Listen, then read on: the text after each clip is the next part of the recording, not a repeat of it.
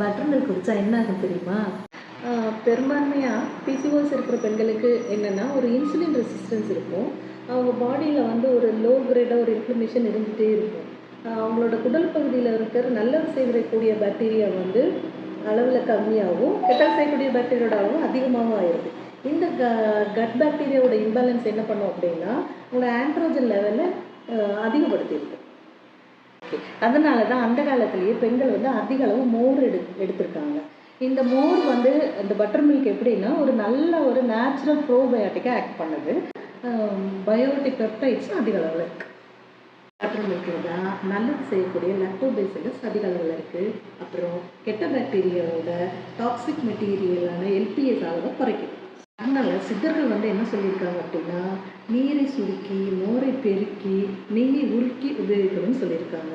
தயிரில் எந்த அளவுக்கு தண்ணி சேர்க்க முடியுமோ அந்தளவுக்கு தண்ணி சேர்த்து அது நல்லா நீர்த்த மோராக ஆக்கிட்டு அதை எடுக்கும்போது அது மேலே இருக்கிற வெண்ணெயும் நிற்கிடும். ஸோ வெண்ணெய் எடுத்த மோரில் லோ ஃபேட்டு லோ கலரி இருக்கிறதுனால பிசிஓஎஸ் இருக்கிறவங்களுக்கு ரொம்ப happy, hormone happy, life happy.